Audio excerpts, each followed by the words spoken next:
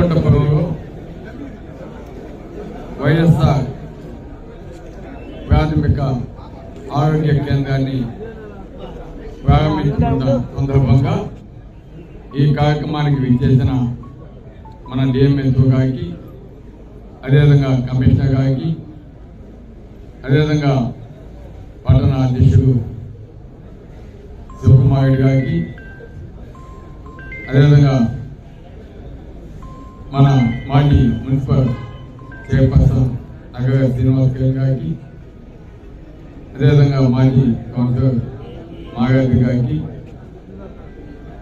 మన పోయే గారికి, అదేవిధంగా ఇన్ఛార్జ్ అయిన ప్రభాకర్, అదేవిధంగా 30వ వార్డు ముఖ్య నాయకుడు ఇన్ఛార్జు రమేష్, అదేవిధంగా అబ్రహం, రవి, సాయిబు, వెంకటేశ్వరు, కరీము,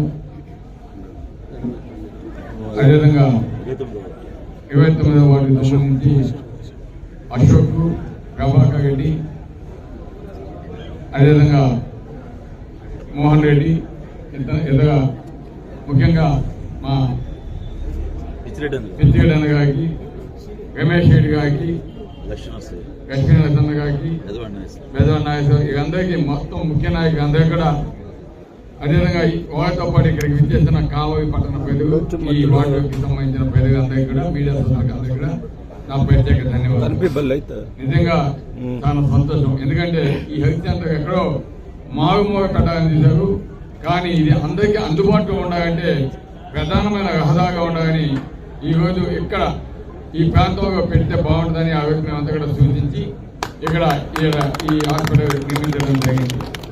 ఎందుకంటే ఎవరికైనా సరే ఎక్కడో మారుమూల పెడితే పోయేది కష్టం, రహదారు కష్టం, ఆటోకు బాబు, వెహికల్స్ బాబు, ఇబ్బందికరంగా ఉంటుంది. కాబట్టి అటువంటిది లేకుండా ఈరోజు అందరికీ అందుబాటులో ఉండే విధంగా ఈరోజు ఈ హాస్పిటల్ ఇక్కడ పెట్టడం జరిగింది. దీనికి సంబంధించి అన్ని రకాల వైద్యాలు కూడా ఇక్కడ టెస్ట్ కావచ్చు, అదేవిధంగా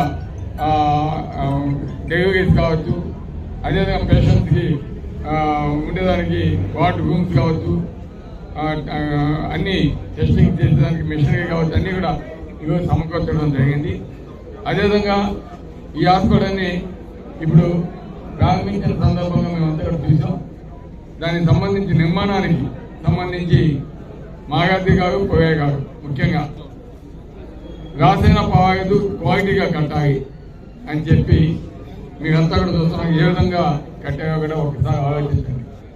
ఎందుకంటే అటువంటి మంచి క్వాలిటీ తోటి ఈరోజు వారు ఎక్కడ కూడా కాంప్రమైజ్ కాకుండా తను చక్కగా కట్టడం జరిగింది. అదేవిధంగా దానికి సంబంధించి ఈక్విప్మెంట్స్ కూడా ప్రతి ఒక్కటి ఇవ్వడం జరిగింది. అదేవిధంగా డాక్టర్స్ కూడా ఈరోజు నియమించడం జరిగింది. ఈరోజు ఈ వైకుంఠపురంలో ఈ హాస్పిటల్గా ముఖ్యంగా 34వ వార్డు, 35వ వార్డు, 38వ వార్డు, 29వ వార్డు, 31వ వార్డు, అదేవిధంగా 36వ వార్డు, అదేవిధంగా ఈ పక్కనే వచ్చేస్తున్న ఎంత భాగం మన కొత్తపల్లి, అదేవిధంగా శ్రీపురం, జగంజగ, ఈ గ్రామ ప్రజలందరూ కూడా ఇది అందుబాటులో ఉంటుంది. కాబట్టి ఇంతమందికి అందుబాటులో ఉండే విధంగా ఈరోజు హాస్పిటల్ కావడం నిజంగా మనందరికీ సంతోషం, మనందరికీ సంతోషం. ముఖ్యంగా ఏ విధంగా సంక్షేమ పథకాలతో పాటు ఈరోజు అనేక డెవలప్మెంట్ కార్యక్రమాలు కూడా ఈరోజు చేయడం మనం అంతా కూడా చూసాం. ఈరోజు ఒక రామాయపట్నం పోర్టు, ఫిషింగ్ హార్బర్, అదే మన టొంగోడు, ఈ కరుగమ్మ బ్రిడ్జి, అదేవిధంగా ఈరోజు అర్బన్ హెల్త్ సెంటర్స్ 4, అదేవిధంగా మున్సిపాలిటీ స్కూల్స్, గవర్నమెంట్ స్కూల్స్ ఏవైతే ఉన్నాయో ప్రతి ఒక్క గవర్నమెంట్ స్కూల్స్ ఈరోజు ఏ విధంగా అభివృద్ధి చేశారో, అదేవిధంగా పట్టణంలో ఉన్న రోడ్స్ ఇవన్నీ కూడా అభివృద్ధి చేయడం జరిగింది.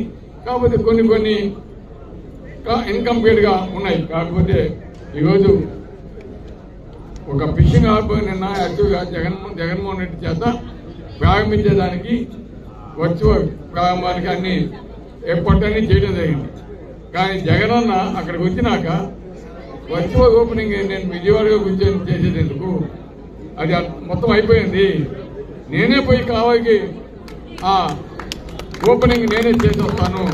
ఎందుకంటే మనం అటువంటి గొప్ప పథకాన్ని, ఒక ఫిషింగ్ హార్బర్ని మత్స్యకార కుటుంబానికి మనం అందజేసేటప్పుడు మనం ఆ ప్రాంతానికి పోయి చేస్తే ఓపెనింగ్ చేస్తే బాగుంటుందని జగనన్న చెప్పి దాన్ని క్యాన్సిల్ చేయించి మరి మన కావలికి వస్తానని చెప్పడం నిజంగా మేమంతా కూడా చాలా సంతోషపడతాం. అది ముఖ్యమంత్రి అంటే ఆ విధంగా ఉండాలి. ఈరోజు తప్పకుండా మత్స్యకారుకి అది అంకితం ఇవ్వబోతున్నాడు జగనన్న.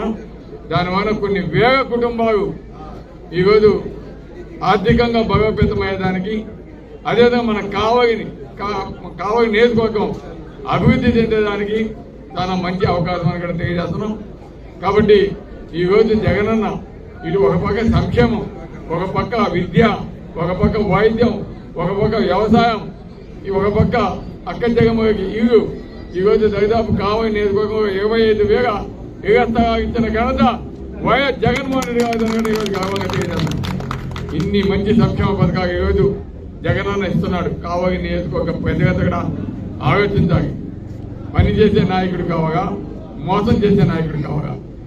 ఈరోజు అనేక అబద్ధాలు చెప్పి అధికారంలోకి వచ్చి గతంలో చంద్రబాబు నాయుడు గారు ఏ విధంగా పేద ప్రజలను మోసం చేశాడో అందరూ చూశారు. అదేవిధంగా ఏవైతే చెప్పాడో అవే కాకుండా చెప్పని కూడా ఈరోజు జగన్మోహన్ రెడ్డి గారు ఇచ్చి పేద ప్రజలకి ఏ విధంగా అండగా నిలబడ్డాడో ఒకసారి ఆలోచించండి. ఈరోజు అందుకే చెబుతున్నాడు జగన్మోహన్ రెడ్డి గారు, ఈరోజు పేదల పక్షాన్ని మేము పోరాడుతున్నాం. పెత్తందాల పక్కన చంద్రబాబు నాయుడు గారు పోరాడుతున్నారు. ఈరోజు చంద్రబాబు నాయుడు గారు నన్ను ఓడించేదానికి పవన్ కళ్యాణ్ కావాలా, బీజేపీ కావాలా, కమ్యూనిస్టు కావాలా, ఇంకేమైనా పార్టీ ఉంటే కూడా కావాలా, అందరం కూడా కలిసి మనం వీక్గా ఉన్నాం. కాబట్టి జగనన్న లాంటి భగవంతుని ఓడించడానికి సన్నద్ధం అవ్వాలని చెప్తాను. కానీ ఈరోజు జగనన్న ఒకటే చెప్తాను, ఇవి ఎంతమంది కలిసినా కూడా ఈరోజు జగనన్నకున్నది ఒకటే, ప్రజాభవనం. ఈరోజు ప్రజగానికి సైనికులుగా ఉండి ఈ యుద్ధంలో వేగి మోగించడానికి రెడీగా ఉన్నారని కూడా తెలియజేస్తున్నాం. కాబట్టి తెలుగుదేశం పార్టీ ఎన్ని కుటుంబాలు చేసినా కూడా ఎక్కడ కూడా జగనన్నని ఏమి చేయగలని కూడా తెలియజేస్తున్నాం.